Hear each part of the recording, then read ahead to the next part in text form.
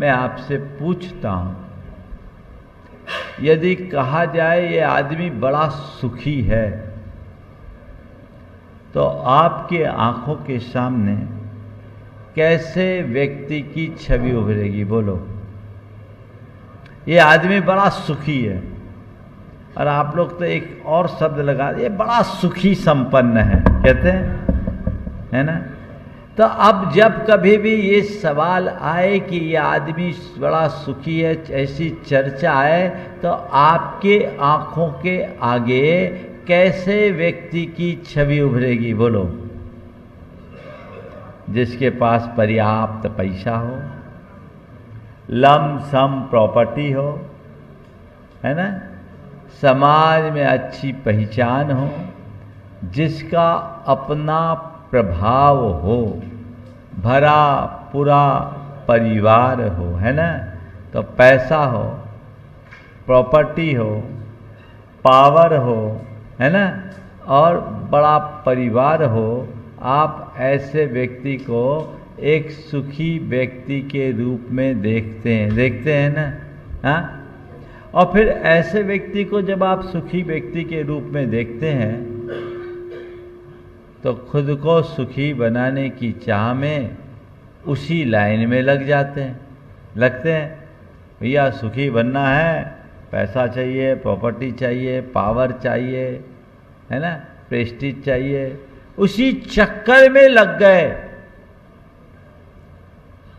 तो फिर आप पैसा पा लेते हो, प्रॉपर्टीज गेन कर लेते हो, पावर भी अपना बढ़ा लेते हो, परिवार भी आप बना लेते हो, पर पैसा, प्रॉपर्टी, पावर और परिवार को पाते हो, सुख नहीं पाते क्या? इसलिए नहीं पाते कि सुख पाने की आपने कोई कोशिश की ही नहीं, तो पाएंगे कहां? आपने पैसा पाना चाहा, पैसा मिल गया। आपने प्रॉपर्टी चाहिए, आपने प्रॉपर्टी बना ली। आपने पावर चाहा, पावर पा लिया। आपने प्रेस्टीज चाहा, प्रेस्टीज पा लिया। आपने अपने परिवार को बढ़ाना बनाना चाहा, वो सब हो गया। लेकिन जिसके लिए ये सब चाहा वो नहीं हुआ। क्यों? क्योंकि उसके लिए कोई प्रयत्न ही नहीं हुआ। यही हमारे जीवन की सबसे बड़ी भूल है, और जब तक हम इस भूल को नहीं सुधारते, तब तक जीवन का उद्धार नहीं हो सकता। सबसे पहली आवश्यकता इस भ्रांत धारणा से मुक्त होने की, इस भूल को सुधारने की है। अगर सुख चाहिए तो उस रास्ते पर चलो जिसमें सुख मिलता है, इस पर नहीं जिस पर अभी आप चल रहे हो। ये भ्रम है, और इस भ्रम का निवारण बहुत जरूरी है। हमारी दृष्टि पदार्थोन्मुखी है, जबकि सुख परमार्थ में है। तो सुख चाहिए तो क्या करना है? मुझे आपके संपन्नता से कोई ऐतराज नहीं है, पर मैं चाहता हूं आपकी संपन्नता रहे न रहे, आप में प्रसन्नता बनी रहे।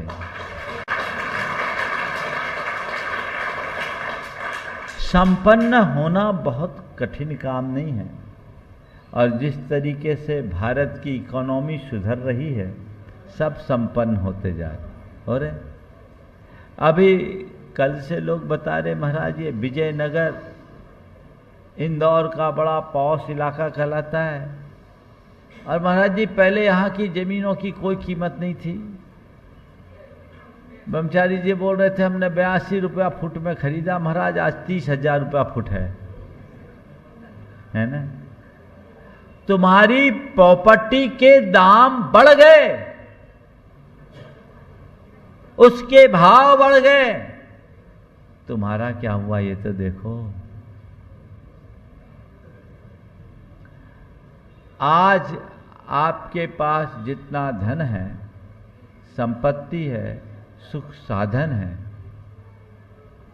आज से 25 वर्ष पहले तो ऐसा नहीं होगा, पक्का है।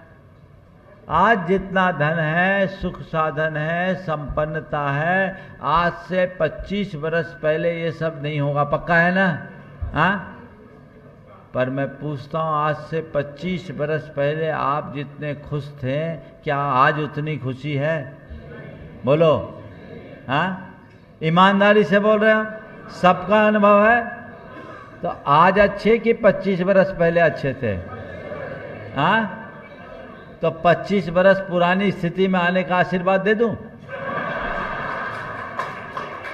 महाराज ऐसा गड़बड़ मत करो। हम तो आपके चरणों में इस आशा से आए कि ऐसा आशीर्वाद दो कि और ग्रोथ हो, है ना? पर भाई, असली ग्रोथ को पहचानो।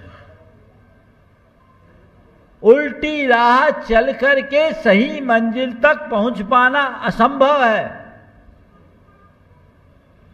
पदार्थ में सुख नहीं, परमार्थ में सुख है। पैसे में सुख नहीं, परमेश्वर में सुख है। संपन्नता में सुख नहीं, प्रसन्नता में सुख है।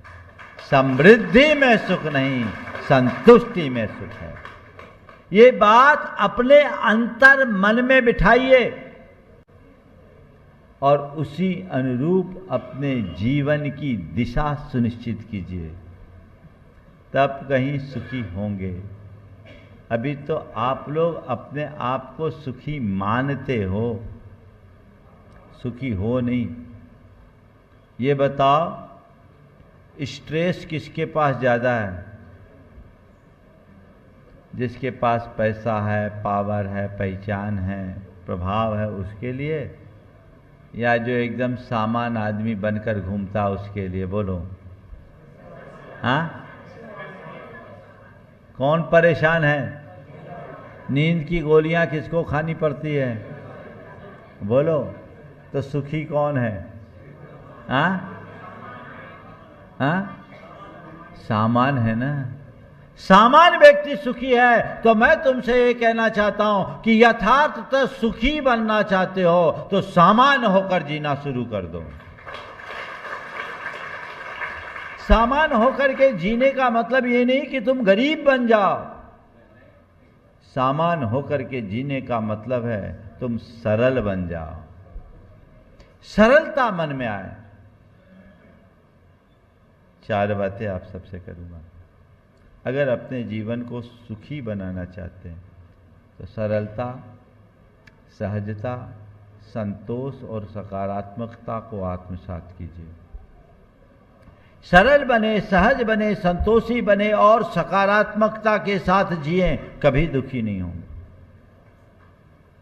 अभी तो आपने जिन चीज़ों में अपने आप को सुखी मान लिया है ना, वो सुख नहीं है, केवल अहम की संतुष्टि है, अहम की पूर्ति। और आप लोगों की दशा तो वैसी जैसी कल शाम के शंका समाधान में मैंने कहा। हाँ, याद आ गया कि एक आदमी नंगे पांव चल रहा है, बड़े आनंद में चल रहा है, और दूसरा ब्रांडेड जूता पहना, वो जूता पांव को काट रहा है ना? पर उसे कटा हुआ पांव नहीं दिख रहा है, जूते का ब्रांड दिख रहा है ना? तो जूता और जूता का ब्रांड, ये जो ब्रांड है ना, यही तुम्हारी बैंड बजा रहा है। सच्चे अर्थों में सुख की अनुभूति करो। वो तब होगा जब हम अपने आप को सामान्य बनाएंगे। अपने अंदर के अहंकार को हटाने में सरलता आती है। एक सरल व्यक्ति कहीं भी बैठ सकता है, कहीं भी उठ सकता है, किसी से भी घुल मिल के रह सकता है। लेकिन जो अपने आप को थोड़ा सा सुपर मानता है ना, उसके लिए क्या होता है? बहुत कठिन होता है। अरे ये मैं कैसे कर सकता हूं? वही उसके जीवन के सुख चैन को लील जाता है, क्योंकि वहां उसका अहंकार प्रकट हो जाता है। इसको हटा दीजिए, फिर कोई बड़ा छोटा नहीं होगा। संपन्न होने के बाद भी व्यक्ति सामान्य बन करके जी सकेगा, और जब सामान्य बन करके जिएगा तो उसके सामने किसी भी प्रकार का सवाल ही खड़ा नहीं होगा, और ऐसी स्थिति में उसकी प्रसन्नता को कोई रोक नहीं सकता। कर सकते आप? अरे हम कैसे करें, हमारा स्टेटस तो ऐसा है, बोलो। और आजकल लोग हैं ना, अपने स्टेटस के लिए पैसे के पीछे भागते हैं ना। जरूरत के लिए पैसा कमाने वाले लोग कम हैं, पैसे को अपना स्टेटस का सिंबल बनाकर उस लाइन में भागने वाले लोग ज़्यादा हैं, कि नहीं है? बोलो। हाँ? अच्छा, ईमानदारी से बोलो, तुम पैसों वालों का स्टेटस बड़ा है कि हम बिना पैसे वालों का? बोलो, किसका स्टेटस बड़ा है? हाँ? तो भैया स्टेटस ही ऊंचा करना चाहते तो नीचे से ऊपर आ जाओ, हम तो तैयार बैठे। कोई पैसा वाला तुम्हें अपनी जगह बिठाने के लिए तैयार नहीं होगा, पर हम धर्म वाले अपनी जगह बिठाने के लिए तैयार। आ जाओ, हम तो रोज चाहते हैं, लेकिन आप लोग इसे पसंद नहीं करते। स्टेटस क्या है? ये तो हमने अपनी धारणा बना रखी, जो हमारे जीवन को असहज बनाता है। अच्छा बताओ, आप यहाँ किसी अपरिचित के घर में घुसोगे तो क्या होगा? घुस पाओगे? क्या करेगा सामने वाला? धक्का मार के बाहर निकालेगा। और यदि हम किसी के घर चले जाएं तो? बोलो, अचानक किसी के घर चले जाए तो क्या करेंगे? पाद प्रक्षाल करेंगे, पूजा करेंगे, हर्षित होंगे ना? हमारे साथ तुम जाओ तो तुम्हारा भी स्वागत हो जाएगा। अब बताओ, स्टेटस किसका बड़ा? हाँ? ये बात समझने की है। सोच को बदल दीजिए, जीवन में कृत्रिमता को हावी मत होने दीजिए।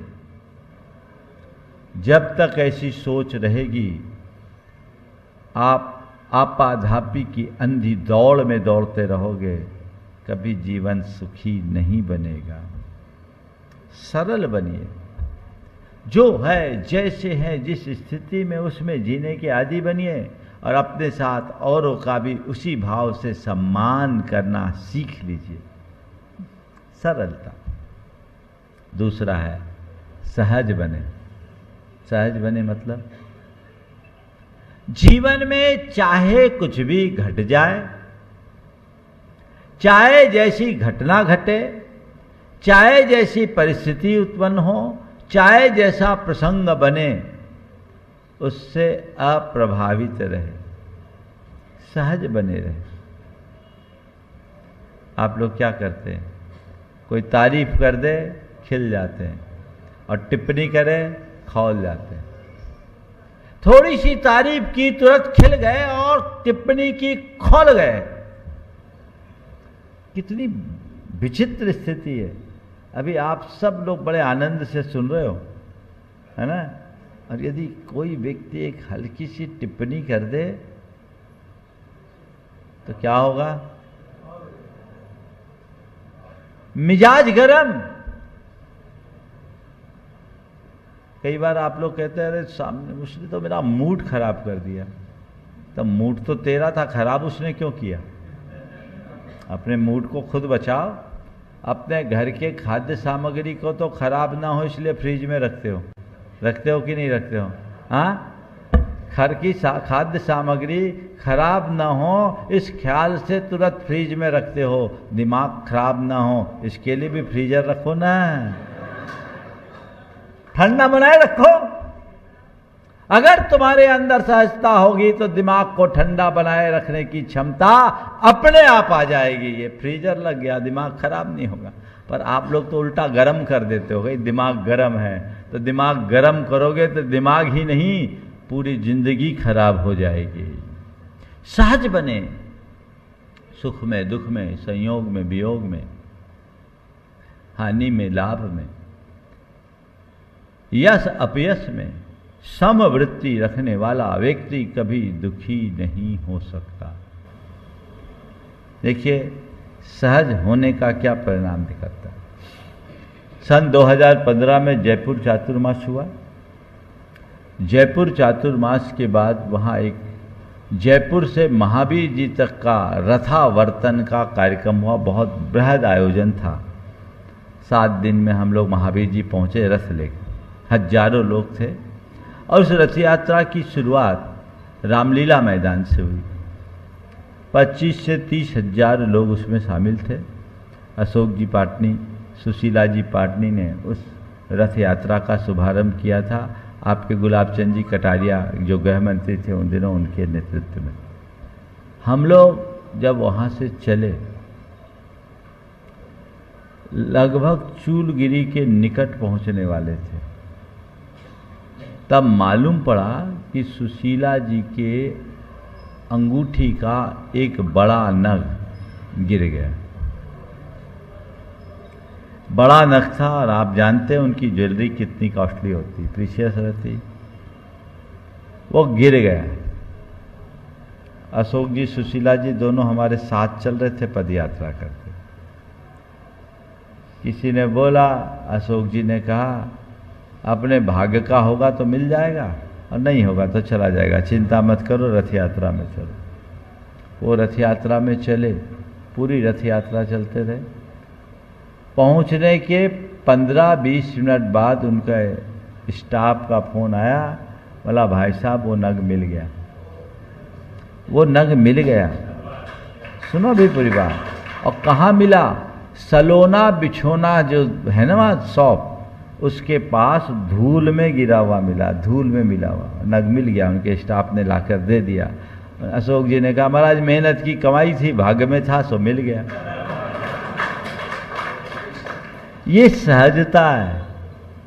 और एक दूसरा उदाहरण दे देता हूं। मैं कोलकाता में था, साउथ कोलकाता में, पंडाल में ही बैठ के मैं प्रतिक्रमण कर रहा था। एक ही कैंपस में सारा बड़ा परिसर था। शाम का समय प्रतिक्रमण कर रहा था। एक बहन जी बहुत परेशान थी। 20 मिनट मेरे प्रतिक्रमण को हुए, मैं शुरू किया और उसके 2 मिनट बाद आई और वो पूरा इधर से उधर बेचैन परेशान थी। प्रतिक्रमण पूरा होने के बाद मैंने पूछा बहन जी क्या हो गया? बोले महाराज जी सुबह प्रवचन में आई थी तो कान का टॉप गिर गया। अरे टॉप ही ना गिरा, कान थोड़ी गिर गया, क्यों परेशान हो रही? नहीं महाराज जी मेरी एनिवर्सरी में इनने दी थी, बहुत अच्छी थी। ठीक है, और कितने की होगी? बोले नहीं महाराज जी बहुत अच्छी थी वो। बोले फिर भी कितनी की होगी? बोले महाराज जी उन्होंने अभी 3 लाख की ली थी। उनका स्टेटस मैंने जानता था। मैंने कहा ये बताओ ये 3 लाख रुपया तुम्हारी कुल संपत्ति का कितना प्रतिशत होगा? महाराज जी वो छोड़िए ना, आप तो आशीर्वाद दीजिए मिल जाए, इनने एनिवर्सरी में दी थी। आप तो आशीर्वाद दीजिए मिल जाए। मतलब मिलना होगा, मिल जाएगा, परेशान मत हो। क्या पता यहाँ गिरा कहीं और गिरा? नहीं महाराज मैं देख रही थी यहीं गिरा होगा और कहीं नहीं गिरा, मुझे ऐसा लगता है। ढूंढो। और 10-15 मिनट ढूंढी, फिर अंधेरा हो गया, क्या ढूंढना, काम खत्म। अगले दिन जब सवेरे पांडाल की सफाई के लिए मैट वैट उठाया गया तो उनको वो मिल गया। और वो जब मिल गया बहुत खुश हुई और आई, कहा महाराज आपके आशीर्वाद से मिल गया, रात भर सो नहीं पाई। हमने कहा मेरा आशीर्वाद मांग लेती तो टॉप मिले या न मिले चैन जरूर मिल जाती। लेकिन अपने मन से पूछिए, छोटी छोटी बातों में जब हम असहज होते हैं तो हमारी खुशी और प्रसन्नता गायब होती है कि नहीं होती? हाँ, क्या हम ऐसा नहीं कर सकते हैं? चीजों को नजरअंदाज करने की क्षमता विकसित करना चाहिए। आप लोग उन्हें पकड़ करके बैठ जाते हैं। ये मान करके चलिए संसार में निमित्तों पर हमारा कोई नियंत्रण नहीं है। हम निमित्तों को नहीं रोक सकते। कब कैसा कौन सा निमित्त आ जाए कहा नहीं जा सकता। कदम कदम पर ऐसे निमित्त बनते रहते हैं। उन पर हमारा अपना कोई नियंत्रण नहीं है। लेकिन हां, उन निमित्तों से हम अप्रभावित रहें, ये तो हमारे हाथ में है ना। सहज बने रहने का मतलब ही यही है, सब कुछ हो, अपने आप को नॉर्मल रखो, चीजों से प्रभावित कम से कम होइए, इग्नोर कीजिए।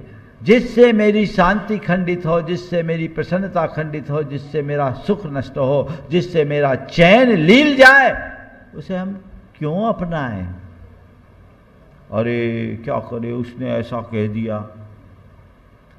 आप लोग तो छोटी छोटी सड़ी सड़ी सी बातों से प्रभावित होकर असहज हो जाते हैं। एक जगह कार्यक्रम चल रहा था और कार्यक्रम में हमारे समाज के प्रमुख आदमी थे, थोड़ा लेट आए, और लेट आने के बाद जिनके हाथ में माइक था सबको बुलाया, उनको नहीं बुला पाए। अब वो आदमी इसलिए परेशान कि हमको नहीं बुलाया। इतना बड़ा कार्यक्रम हो रहा है, उसका आनंद एक तरफ, हमें नहीं बुलाया, इसका खेद सबसे ज्यादा हावी हो गया। सामने वाले ने उसे इग्नोर नहीं किया, लेकिन उसने अपने आप को इग्नोर फील कर लिया। होता है कई बार धर्म क्षेत्र में आकर के भी आप जब असहज हो जाते हो तो आपका सारा पुण्य और आपकी प्रसन्नता वहीं नष्ट हो जाती है। ये मंत्र बना लीजिए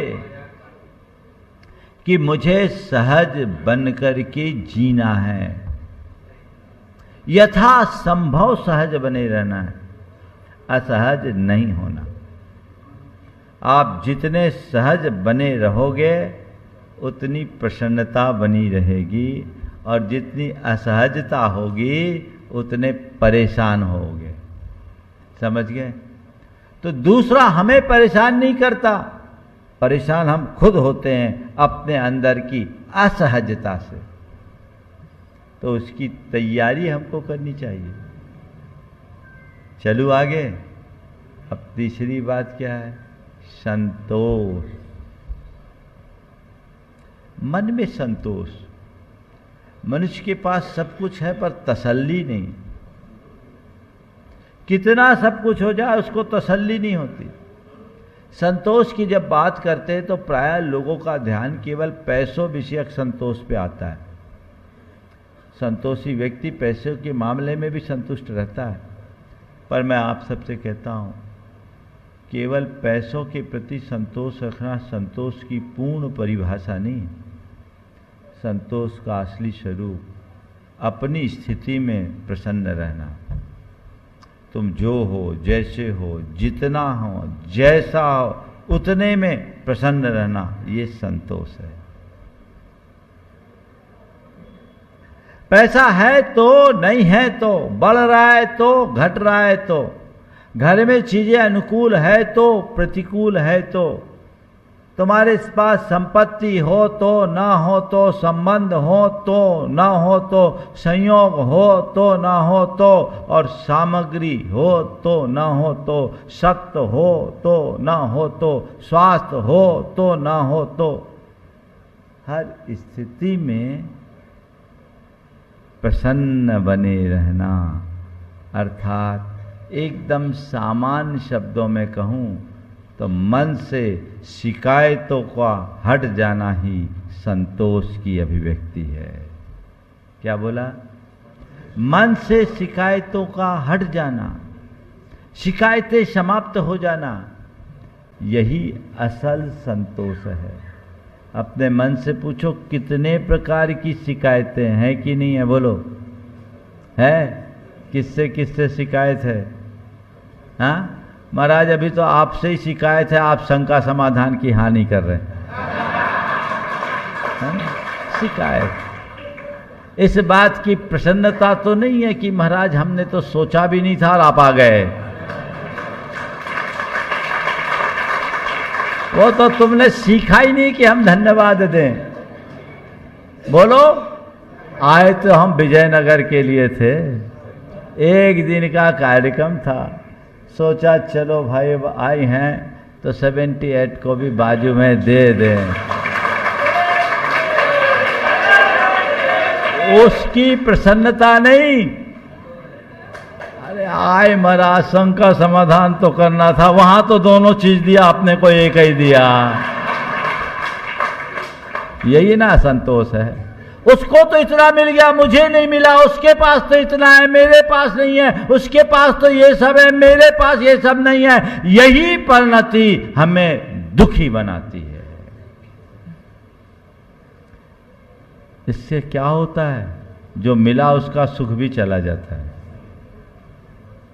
जो मिला उसका सुख खो जाता है, और जो नहीं मिला उसके सुख के पीछे लोग पागल हो जाते हैं।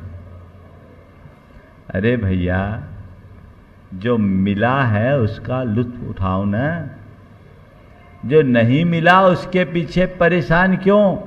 और जो मिला है वो क्या कम है? बोलो। अभी आप लोग हिसाब लगाओगे ना, तो आप अपने आप को औरों से बहुत बेहतर पाओगे। पाओगे कि नहीं? और हमें तो बताया गया महाराज, ये 78 तो सब धनी मानी लोगों का इलाका है, यहाँ कोई कम नहीं, ऐसा बताया मुझे, है ना। फिर भी ज़्यादा परेशान आप ही लोग होंगे। क्यों? क्योंकि आपका कंपेयर, मेरा घर उसके घर से थोड़ा इन्फीरियर है, मेरा घर सामान है, उसका घर तो बहुत ही बेहतरीन है, मेरे घर में सब कुछ है, इंटीरियर खराब है, उसका इंटीरियर कितना अच्छा है। अब उसका इंटीरियर अच्छा हो या ना हो, तुमने अपने अंदर का इंटीरियर तो खराब कर ही लिया। मेरी गाड़ी उसकी गाड़ी से कमजोर है। अरे उसकी गाड़ी तो कितनी लग्जरी गाड़ी है, मेरी गाड़ी तो सामान है ना। जब खरीद कर लाए थे तो हफ्ता भर सब शोरूम में घूम घूम के अपनी चॉइस से लाए थे, और ये मान कर लाए थे कि ये बेस्ट ऑप्शन है, और आप लेकर आए और तीसरे दिन पड़ोसी आपसे और अच्छी कार लेके आ गया।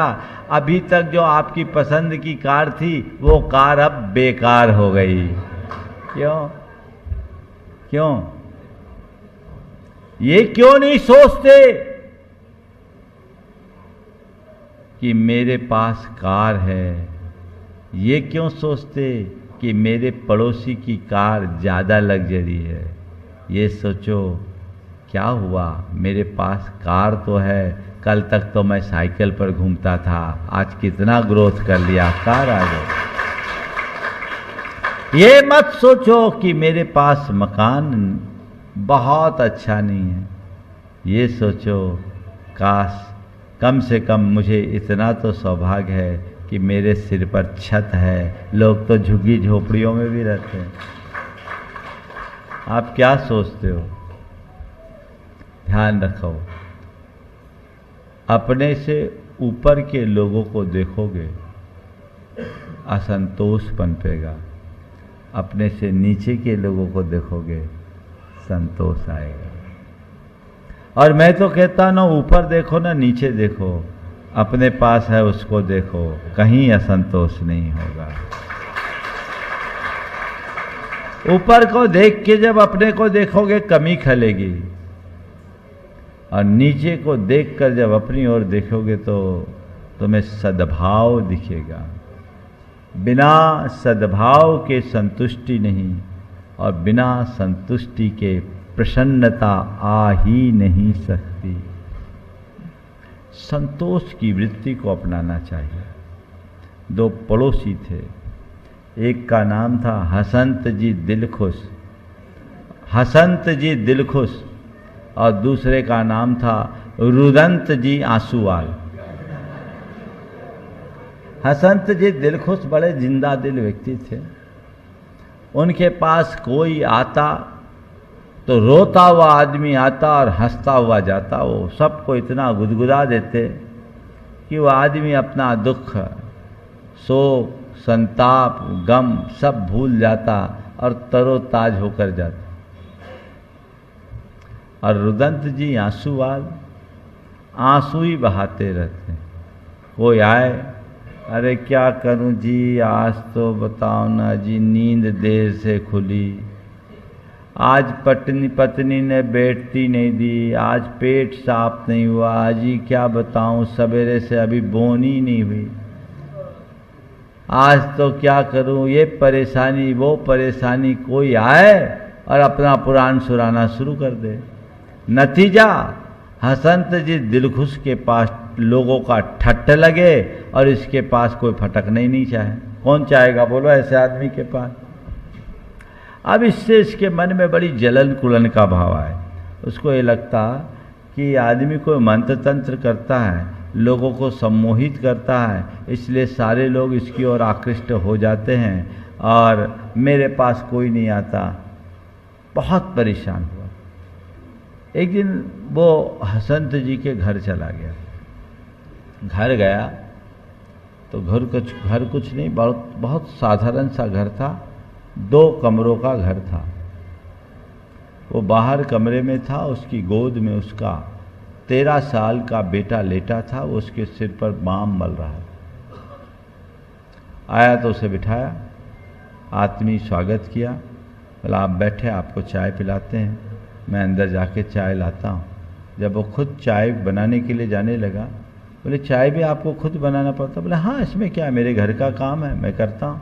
बोले क्यों, इनकी मम्मी नहीं है? बोले इसकी मम्मी तो है पर वो अर्ध विक्षिप्त है, पीछे के कमरे में लेटी। बोले अच्छा, कोई काम नहीं करते? बोले नहीं, काम मैं ही करता हूँ। और कौन है आपके घर में?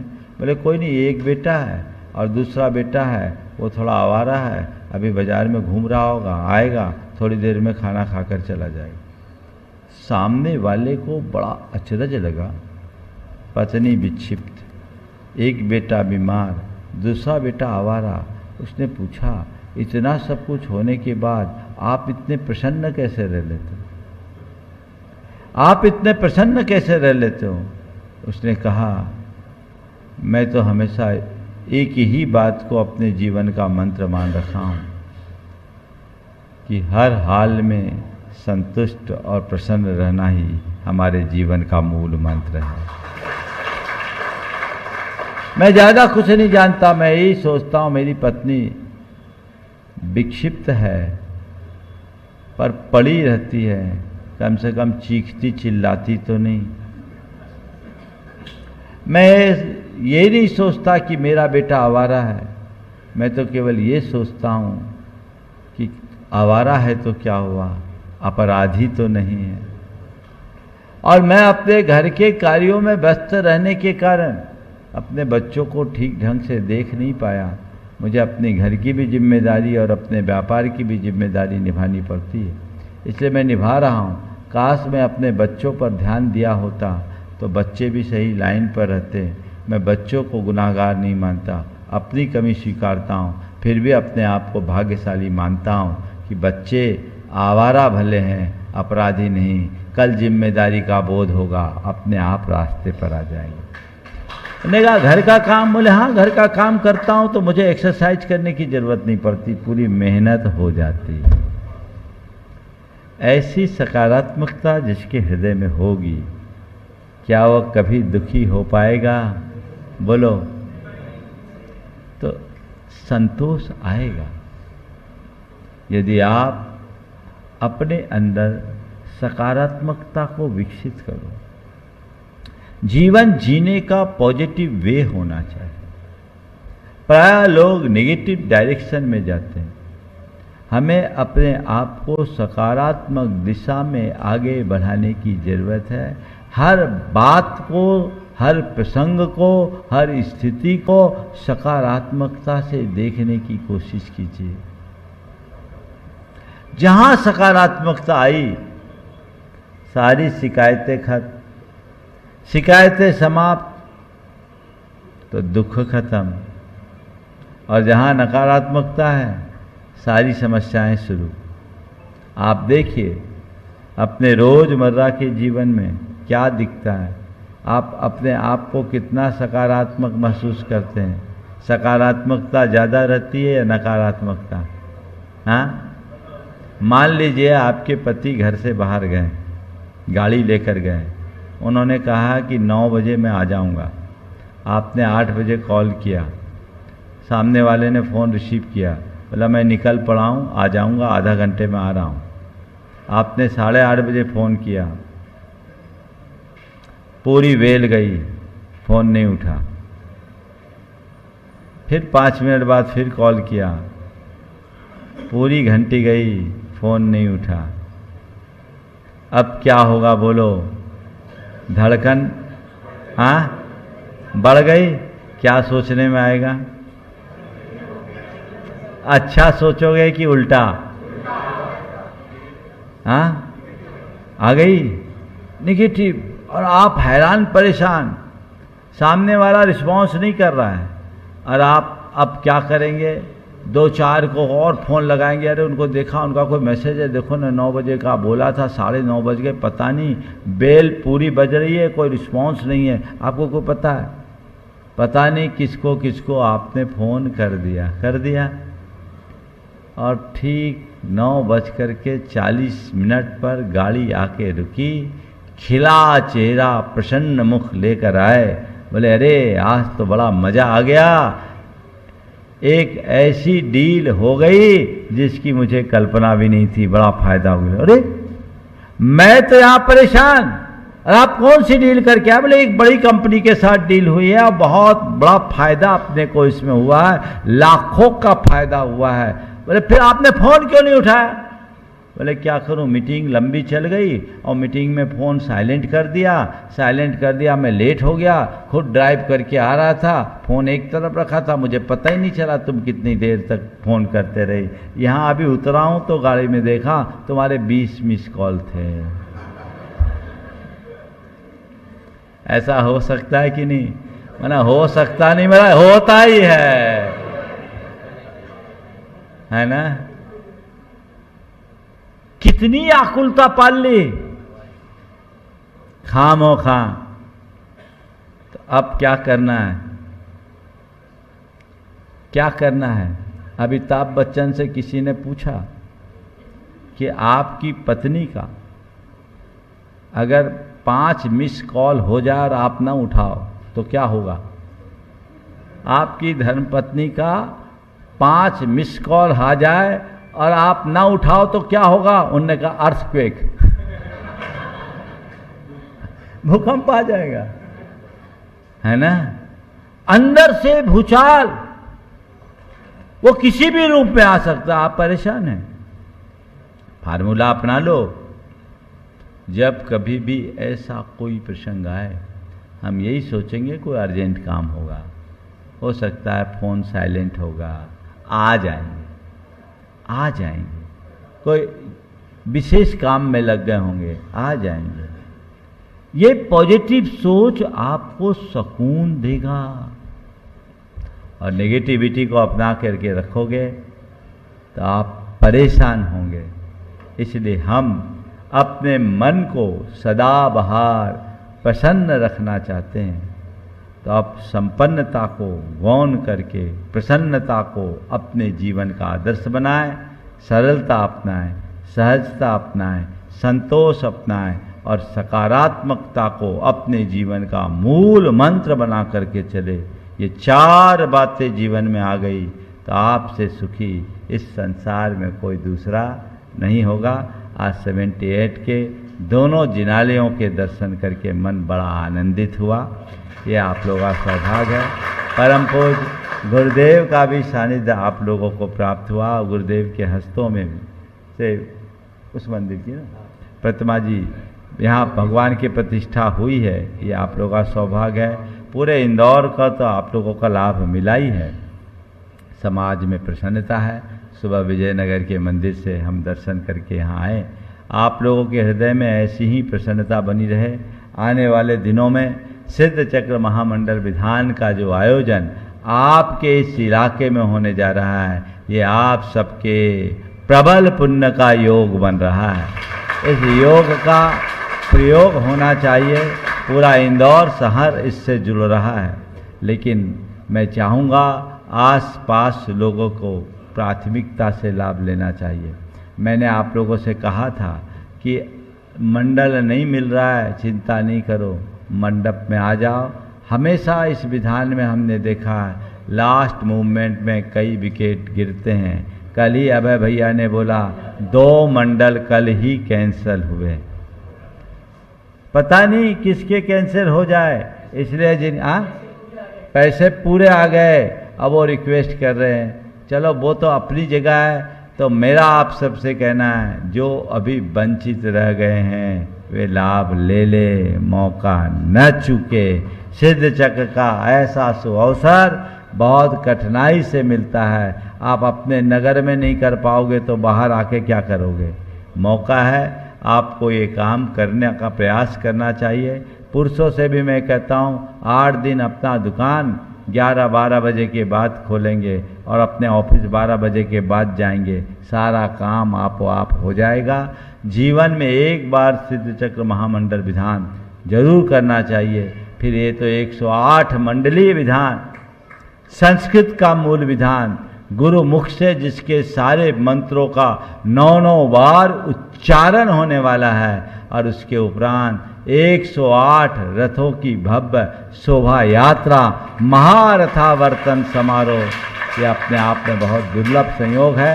इसका लाभ आप सबको लेना चाहिए। मैं तो कहूँगा पूर्वोत्तर का कोई घर न बचे जो इस विधान में किसी न किसी रूप में सम्मिलित हो। तन से, मन से, धन से जिस रूप में आप अपनी सहभागिता दे सके दें। जैसा अभी मैंने बताया, ये बहुत दुर्लभ चीज़ें हैं। आप ये मत सोचिए कि हमने पैसे जमा कर दिए तब हमारा काम होगा। जब तक आपका प्रबल पुण्य नहीं होगा तब तक आपको लाभ नहीं मिल सकता। इसलिए जिनको भी अनुकूलता तो बनानी पड़ती, बनती नहीं। अपने अनुकूलता बनाइए और ये सुलाभ लेने का सत प्रयत्न कीजिए। यही सुलाभ अपने जीवन को आगे बढ़ाने में सहायक बनेगा। तो ये सिद्ध चक्र महामंडल विधान जो बिल्कुल पास में है, आप लोगों ने तो सोचा भी नहीं होगा कि ऐसा हो सकता है। तो ये अलभ अवसर प्राप्त हुआ है। आप सबको इसका मन बनाना चाहिए। प्रत्येक गृहस्थ को अपने जीवन में एक बार सिद्ध चक्र महामंडल विधान, एक बार सम्मेद शिखर की यात्रा, एक बार एक जिनबिंब की को विराजमान करने का सौभाग्य, और एक बार सौधर्मेंद्र, एक बार भगवान के माता पिता बनने का भाव जरूर रखना चाहिए।